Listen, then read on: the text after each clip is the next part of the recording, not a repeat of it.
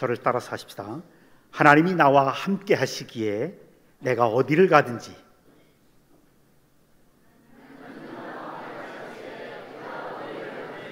왜 갑자기? 다시 하겠습니다. 하나님이 나와 함께 하시기에 내가 어디를 가든지. 하나님이 나를 인도하시고 보호하시며 축복하십니다.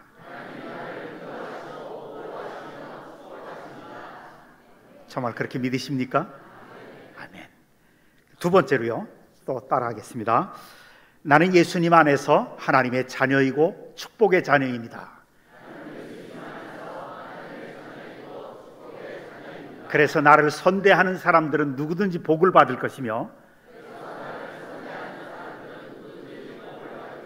내가 축복하는 가정은 반드시 복을 받을 것입니다. 이것도 믿으십니까? 이것은 우리에게 주신 하나님의 권세예요. 우리 두 개를 다 보여주세요. 자, 하나님이 나와 함께 하시기에, 이게 예수님의 이름의 뜻이잖아요. 임마누엘. 내가 어디를 가든지 하나님이 나를 인도하시고 보호하시고 축복하십니다. 성경 전체 우리에게 주신 약속이죠. 또 특별히 시편 139편의 약속이기도 하고요. 나는 예수님 안에서 하나님의 자녀이고요. 요한복음 1장 12절에 우리의 정체성이 오가는 거죠. 또 축복의 자녀입니다. 아브라함의 축복의 자녀. 갈라디아서 3장 26절이죠. 그래서 나를 선대하는 사람들은 누구든지 복을 받을 것이며, 창세기 12장 2절 3절이죠. 내가 축복하는 가정은 반드시 복을 받을 것입니다. 마태복음, 마가복음, 누가복음에 나오는 예수님이 하신, 제자들을 파송하실 때 해주신 약속의 말씀입니다. 성경대로 우리 스스로의 정체성과 우리에게 주신 권세를 지금 선포하는 겁니다. 이거 잊어버리시면 안 돼요. 그래서 매주마다 선포를 이렇게 하겠습니다. 자, 한번 해보십시다. 믿음을 가지고요. 시작. 하나님이 나와 함께 하시기에 내가 어디를 가든지 하나님이 나를 인도하시고 보호하시며 축복하십니다. 나는 예수님 안에서 하나님의 자녀이고 축복의 자녀입니다. 그래서 나를 선대하는 사람들은 누구든지 복을 받을 것이며 내가 축복하는 가정은 반드시 복을 받을 것입니다. 아멘. 여러분 정말 그렇게 믿으세요? 이 믿음대로 그대로 하나님이 이루어 주실 줄 믿습니다. 왜냐하면 하나님이 우리에게 약속하셨기 때문에. 저는 이 말씀을 가지고 우리 아이들을 축복합니다. 우리 큰아마 40이 넘었지만 그들을 위해서 축복합니다. 하나님이 너와 함께 하셔서 어디를 가든 너를 보호하시고 인도하시고 축복하시다. 또 우리 손주들을 위해서도 이렇게 이걸 가지고 축복합니다. 한 번 더 보여주세요. 이렇게 문자 보여주는, 자막 보여주는 게 조금 인색한 것 같아요. 한번 크게 읽어보십시다. 시작. 하나님이 나와 함께 하시기에 내가 어디를 가든지 하나님이 나를 인도하시고 보호하시며 축복하십니다. 나는 예수님 안에서 하나님의 자녀이고 축복의 자녀입니다. 그래서 나를 선대하는 사람들은 누구든지 복을 받을 것이며 내가 축복하는 가정은 반드시 복을 받을 것입니다. 아멘. 이대로 그대로 이루어질 줄로 믿습니다. 우리 옆에 분 앞뒤로 인사하십시다. 좋은 일들이 있을 겁니다.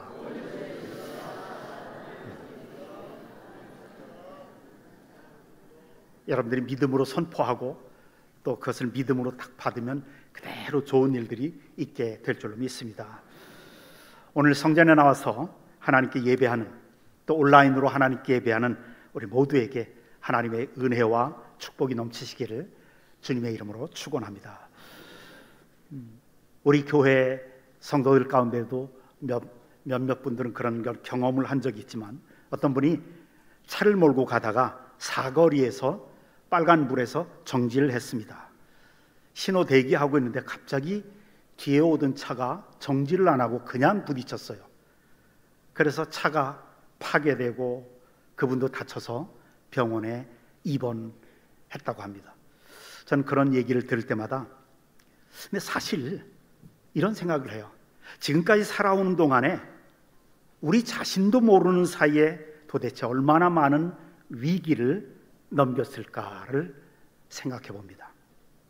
우리가 몰라서 그렇지 하나님의 은혜가 아니었다면 얼마나 많은 사고와 큰 일을 당했을지 모릅니다. 하나님이 보호하심이 없었더라면, 하나님이 함께 하시고 하나님이 은혜를 베풀어 주지 않았다면 이런 사건 언제든지 만날 수가 있습니다. 그래서 우리가 이렇게 성전에 나와서 하나님께 예배 드리는 것도 하나님의 은혜인 것을 믿으시기를 바랍니다.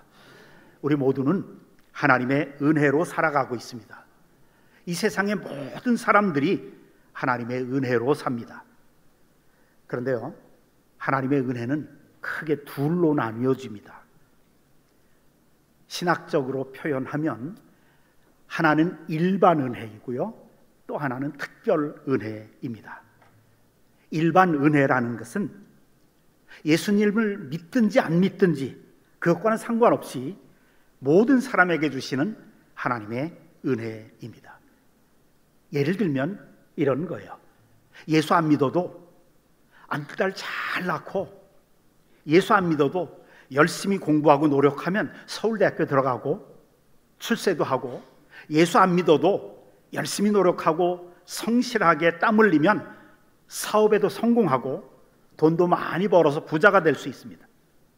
예수 안 믿어도 암에 걸렸다가 수술 받아서 다시 살아나는 사람들도 많이 있습니다. 예수 안 믿어도 잘 되는 사람들 이 사회에 얼마나 많은지 모릅니다.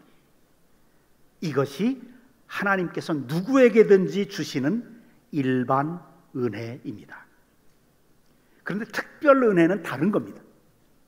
예수 믿는 사람들만이 받는 은혜, 하나님으로부터 택함을 받아서 예수 믿어서 구원받게 되는 은혜입니다. 그 많은 죄를 깨끗하게 용서받는 은혜, 영생을 얻고 하나님의 자녀가 되는 은혜, 이것이 특별 은혜입니다. 택함 받지 않은 사람은 아무리 학식이 많고 아무리 이 세상 지혜가 넘쳐나도 도무지 예수가 믿어지지가 않아요. 아무리 설명해도 안 믿어진다는 거예요. 그래서 예수 믿어서 구원받고 하나님 자녀가 되고 천국 백성이 되는 것은 하나님이 그 사람에게 주시는 특별한 은혜입니다. 여러분들이 예수가 믿어진다면, 그렇기 때문에 교회 나와서 예배 드리죠. 이것이 특별 은혜입니다. 여러분이 일반 은혜에 대해서도 많이 감사해야 되지만, 예수가 믿어지고 그래서 하나님의 자녀가 되고 주일날 하나님께 예배 드릴 수 있도록 믿음을 갖게 해주시고, 특별히 하나님을 의지하면서 믿음으로 살아갈 수 있도록 이끌어 주시는 이 특별 은혜에 더욱 감사하시길 바랍니다.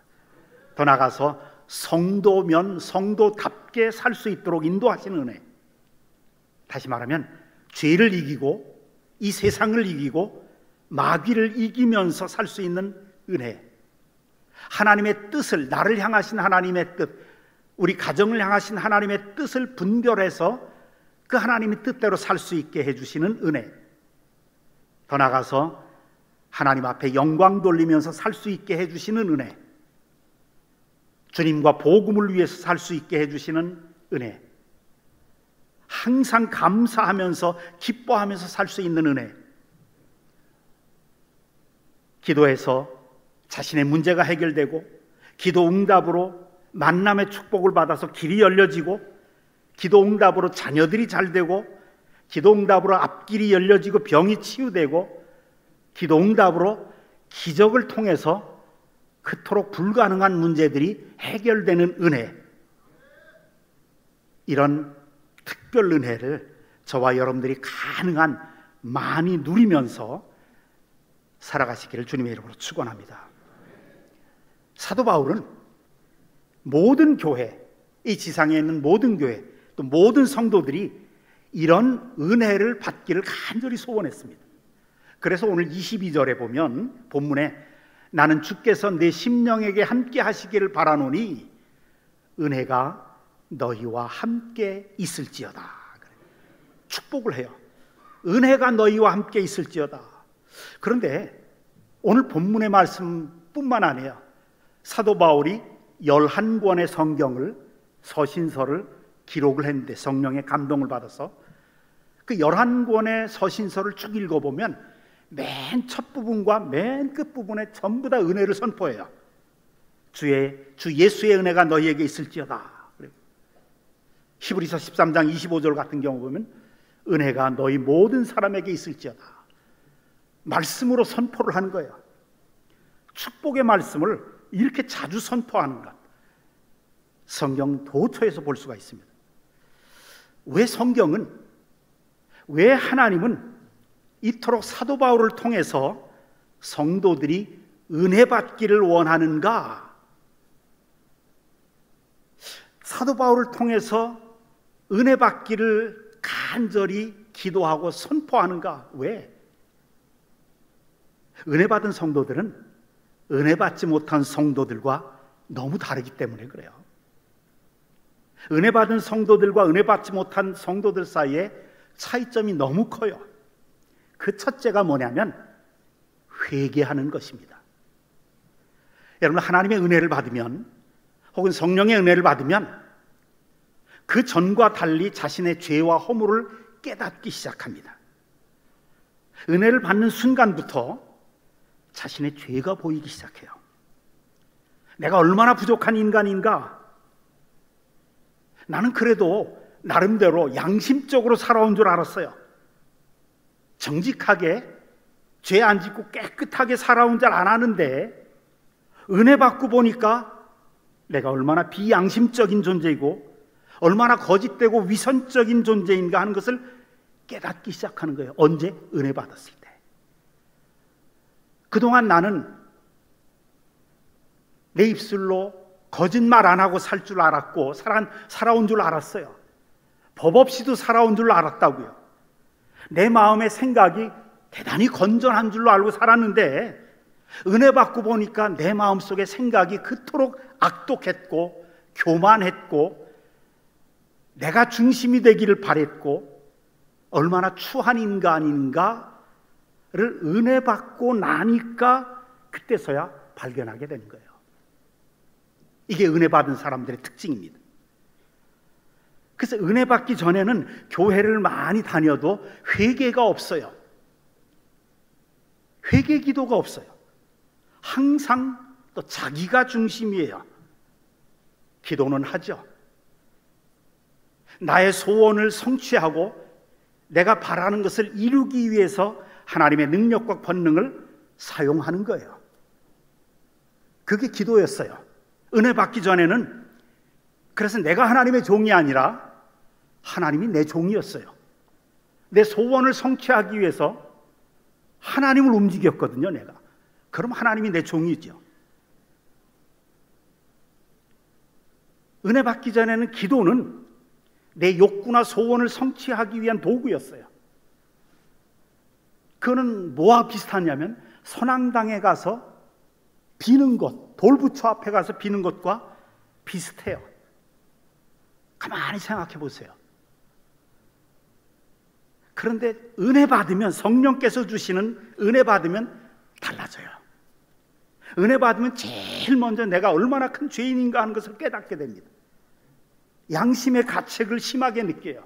이 죄 문제가 해결되지 않으면 마음의 평안을 누릴 수가 없어요. 죄에 민감해집니다. 그래서 회개하게 되죠. 하루를 살아도 아침, 저녁으로 성령께서 살아오는 동안에 성령께서 죄를 지었을 때 깨닫게 해주세요. 그래서 회개하게 돼요. 자신의 존재를 그렇게 깨닫게 되니까 우리 많은 거의 대부분의 성도들은 은혜 받을 때 눈물 콧물 다 빼면서 제일 먼저 죄를 회개하잖아요. 은혜 받았기 때문에 그래요. 날마다도 우리 일상생활 속에서도 그런 일들이 있어지게 되죠. 그래서 은혜 받은 사람들의 공통점은 뭐냐면 사람이 겸손해져요. 내가 얼마나 큰 죄인인가 그것을 알기 때문에 함부로 잘난 척하지 못합니다. 함부로 나를 자꾸 높이지를 못하는 거예요. 또 남들의 잘못을 보게 되면 함부로 비판하거나 정죄하지 못해요. 왜요? 나도 똑같거든요. 나도 저 사람과 똑같은 상황, 그런 환경이 주어지면 나도 저 사람과 똑같이 행동할 수밖에 없는 그런 존재라는 것을 알거든요. 내가 그토록 허물 많고 약한 인간이라는 것을 깨닫게 돼요. 은혜 받은 사람의 열매예요. 그래서 함부로 남을 비판하거나 정죄하지 못해요. 남을 향해서 손가락질하면 그것이 부메랑이 되어서 나에게도 똑같이 돌아온다는 것을 알거든요. 그래서 산상보훈의 산상설교에 나오는 예수님이 비판하지 마라, 그렇게 말씀하신 것은 오직 은혜 받은 사람만을 위한 말씀이에요. 아무나 그거 행할 수 있는 게 아니에요. 그래서 은혜 받은 성도들은 남을 함부로 험담하거나 비난할 수가 없어요. 자신을 알기 때문에. 그 다음에 두 번째로, 은혜 받은 성도들에게는 감사가 있어요. 남 모르는 기쁨이 있다고요. 그동안은 몰랐어요. 내가 살아오는 일상이, 루틴들이 얼마나 큰 하나님의 은혜고 사랑이라는 것을 은혜 받으니까 보기 시작하는 거예요. 내가 지금 이렇게 살아가는 가족들, 와이프들, 내 배우자들, 이게 얼마나 큰 이미 받고 있는, 누리고 있는 축복인가. 은혜 받으면 그때부터 보이기 시작해요. 지금 나의 상태가 비록 어려움과 고난 가운데 있을지라도 그게 하나님의 은혜이고 하나님의 사랑이라는 것을, 그것을 통해서 나를 훈련시키시는 하나님의 은혜라고 하는 것을 깨닫게 돼요. 그래서 은혜를 받으면 받을수록 더욱더 하나님 앞에 감사하게 돼요. 계속 깨달으니까 감사하게 되면 자연스럽게 기쁨이 넘쳐요. 오늘 우리 장로님이 기도 인도하시면서 한 2분 동안을 계속 감사만 하는 거 보세요. 은혜 받지 못한 사람들은 감사가 나올 수가 없어요. 은혜 받은 사람은 그래서 참 감사 생활을 잘해요. 기도할 때마다 감사하고 기쁨이 있어요. 물론 은혜 받은 성도들에게도 어려움이 있어요. 큰 문제도 있어요. 마음에 고통스러운 일들도 있어요. 그러나 하나님께 기도하고 간구함으로 그 문제들을 해결하고 있고 반드시 하나님이 해결해 주실 줄 믿고 있어요. 하나님과 나와 동행한다는 것을 체험하고 있거든요.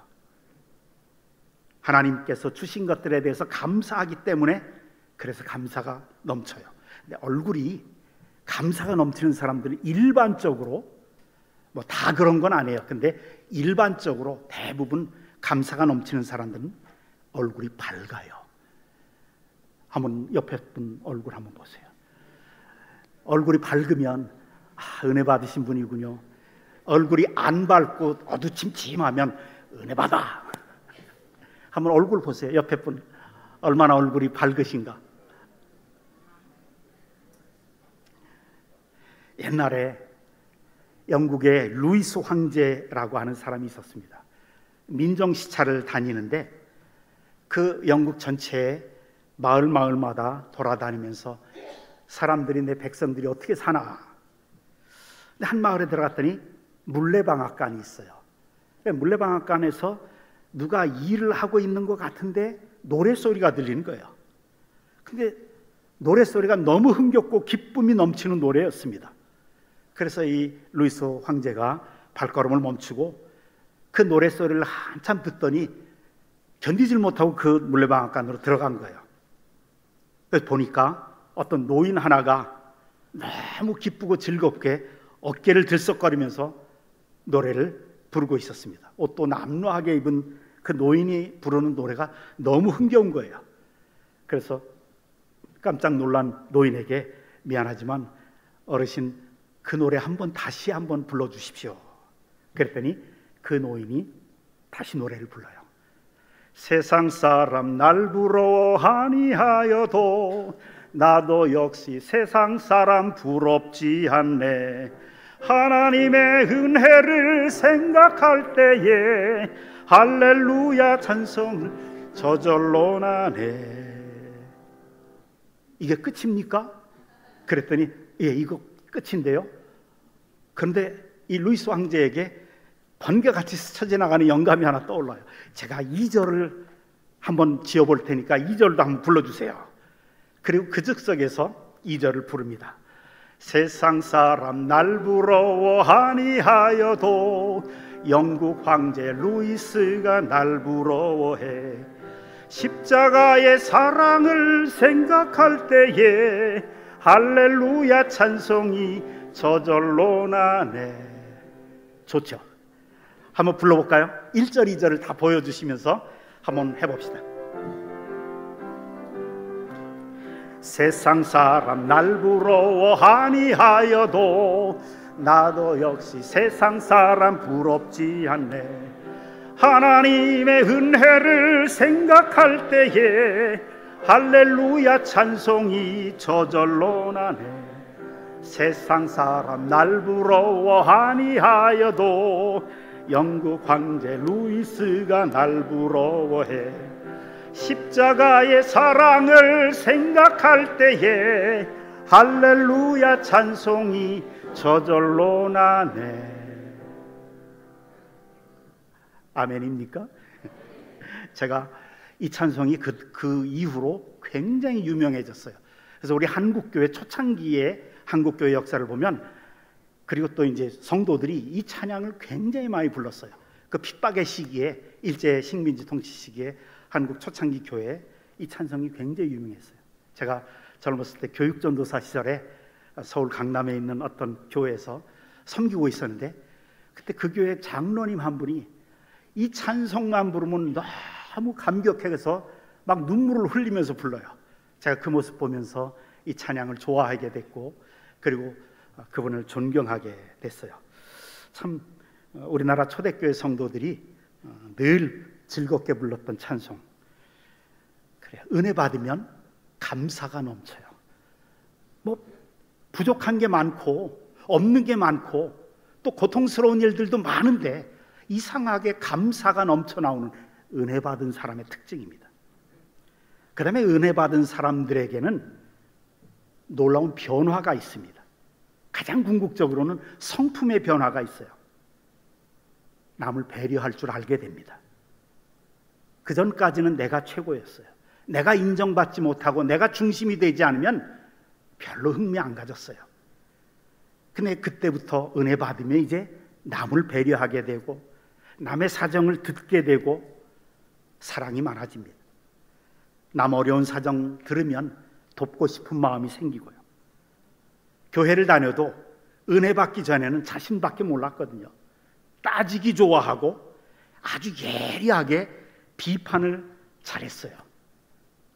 은혜 받기 전에는 똑똑한 게 최고였어요. 근데 은혜를 받으러 나니까 마음이 부드러워지더라고요. 사람이 착해져요. 남의 기분도 생각해 줄 줄 알게 되고 남의 입장도 생각하게 돼요. 남을 이해하게 되더라고요.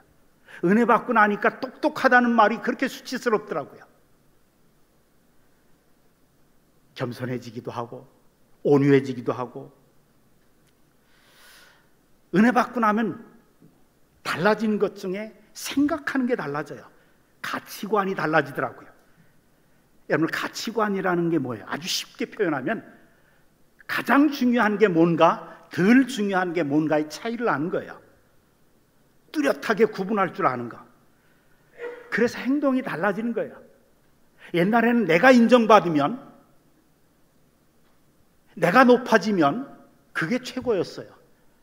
근데 은혜 받고 나니까 나는 손해봐도 내 이름은 덮여져도 주님만 높아지면 그게 최고예요. 그게 은혜 받은 사람의 특징이라고요. 하나님의 영광만 받으시면 그게 너무 좋은 거예요. 내 이름 좀 안 나면 어때? 내가 높이 안 올라가면 어때? 주님만 높아지시면 되지. 가치관이 변화되는 거예요. 그래서 은혜 받으면 인생관이, 목적이 달라집니다. 생의 목적이 달라져요. 나를 위해서 사는 삶이 아니더라고요.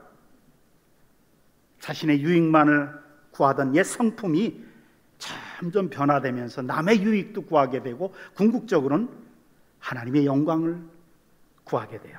주님을 닮아가게 됩니다. 그 전까지는 내 실력을 뽐내고 싶었어요. 내가 얼마나 탁월한가를 드러내고 싶었다고요. 근데 은혜 받고 나면 그게 아니더라고요. 앤서드 멜로이라고 하는 작가가 쓴 그 책 안에 조그마한 그 간단한 이야기들이 여러 편이 있었는데 그 중에 크리스찬의 간증이 하나 이런 이야기가 있습니다. 어떤 사람이 가게를 개업했어요. 마트를 개업해서 생계를 유지하는데 그래도 쏠쏠하게 수익도 들어오고 그래서 잘 됐어요. 근데 10년 동안을 그렇게 잘 살아왔는데 갑자기 10년 만에 맞은편, 길거리 맞은편에 자기 가게보다 더 큰 연쇄점이, 똑같은 상품 취급하는 연쇄점이 들어섰어요. 덜컥 겁이 났습니다. 손님의 수는 한 그 마을에 3만 명 정도 정해져 있는데 두 집이 들어서니 자연히 수입이 줄어들게 돼요. 더군다나 자신의 이제 별다른 기술이 없어서 뭘 먹고 살 그런 방법이 없어요. 막막해졌어요. 이제 망했다. 이제 큰일 났다. 고민하던 끝에 자기가 다니는 교회 목사님을 찾아가서 상담을 했습니다. 자기가 자기 사정을 이야기하고 변화된 그 가게 주변 환경을 이야기하면서 솔직한 마음을 토로했습니다. 목사님이 다 듣더니 이렇게 이야기를 해줍니다. 집사님은 하나님의 은혜를 받은 사람입니다. 은혜 받은 사람답게 행동하십시오. 집사님이 그 연쇄점 주인을 두려워하게 되면 자연히 그를 싫어하게 되고 멀리하게 되고, 그러다 보면 부지 중에 말 한마디라도 그 연쇄점 주인에 대해서 좋은 말을 못하게 됩니다. 그것이 점점 쌓이면 저 사람 때문에 내 가게가 안 된다, 저 연쇄점 때문에 내 가게가 망할 것 같다라는 생각이 점점 미움으로 바뀌게 될 겁니다. 그 미움이 쌓이면 집사님의 심령은 파멸됩니다. 목사님, 그건 어떻게 하면 좋겠습니까? 목사님이 가만히 생각하다가 이렇게 하십시오. 우리 성경적으로 합시다. 그러면서 집사님 매일 아침 일찍 일어나시면 기도하시고 집사님 가게 앞에서 집사님 가게를 향해서 서서 가게를 축복하십시오. 하나님이 내 마트를 축복하셔서 잘되게 해주실 것이다 소리내서 축복하시고, 그 다음에 뒤돌아서서 그거보다 큰 연쇄점을 향해서 축복하십시오. 하나님이 저 연쇄점도 축복하실 것이다.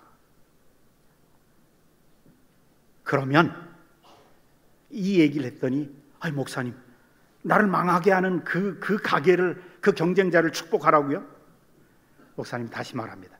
집사님이 그를 축복하면 그 축복이 집사님에게 다시 돌아올 것이고, 집사님이 그를 싫어하고 미워하고 멀리하면, 그래서 부지 중에라도 비난하고 험담하면 그것이 저주가 돼서 그것이 집사님을 망하게 할 것입니다. 집사님은 은혜 받은 사람답게 하십시오. 이 집사님은 마음이 쓰렸지만, 정말 하고 싶지 않았지만 은혜 받은 사람답게 목사님 말대로 아침 일찍 일어나서 기도한 후에 자기 가게를 축복하고 돌아서서 연쇄점을 향해서 저 연쇄점은 잘 될 것이다 축복을 했습니다. 그러기를 6개월이 지났습니다. 6달이 지난 후에 그 집사님이 다시 목사님을 찾아와서 이렇게 말합니다.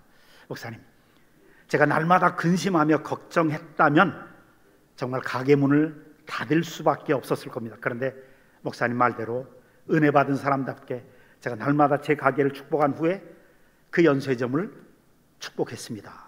6개월 동안 축복했는데 지금은 그 연쇄점을 제가 인수하게 되었습니다.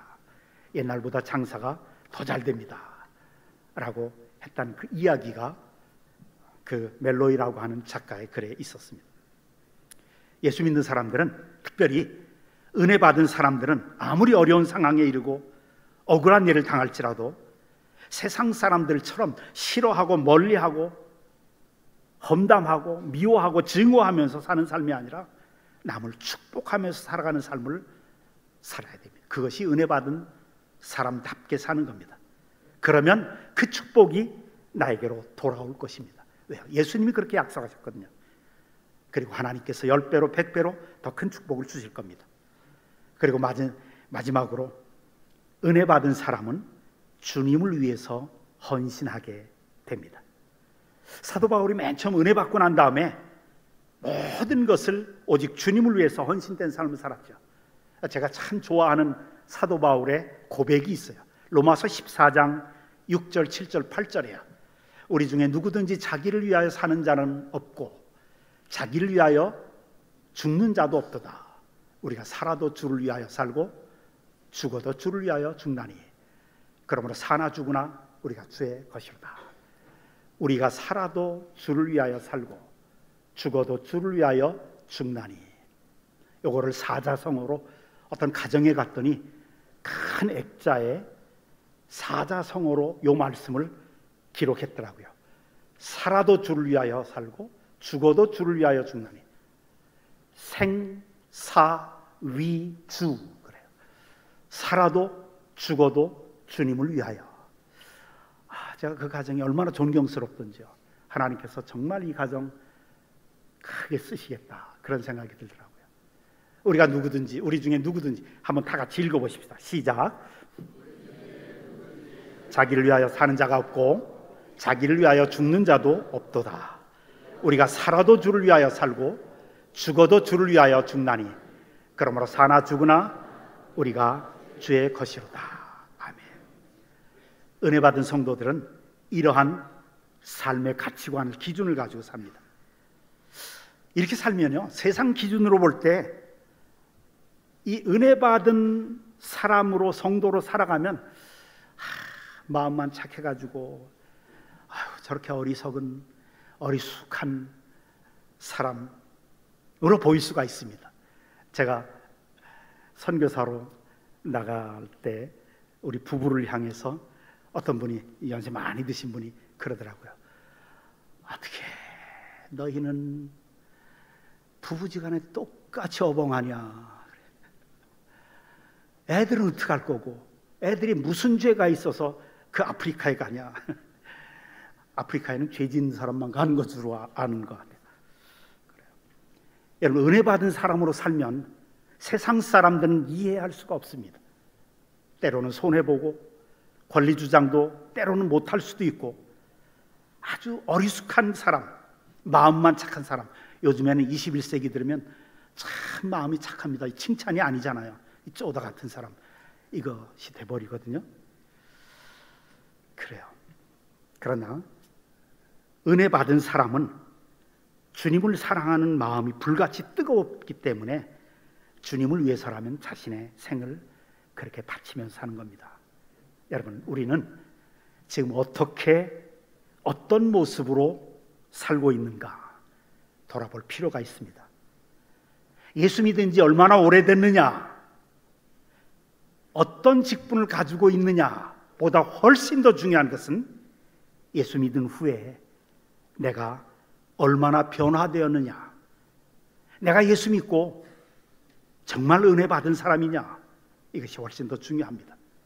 성령께서 우리 모두에게 정말 뜨거운 은혜를 부어주셔서 우리가 은혜 받은 성도로서 하나님의 은혜와 사랑을 늘 깨닫고 감사하면서 하나님의 영광을 위해서 쓰임받는, 그리고 주님을 위해서 살고 주님을 위해서 죽는 그러한 성도들이 다 되시기를 주님의 이름으로 축원합니다.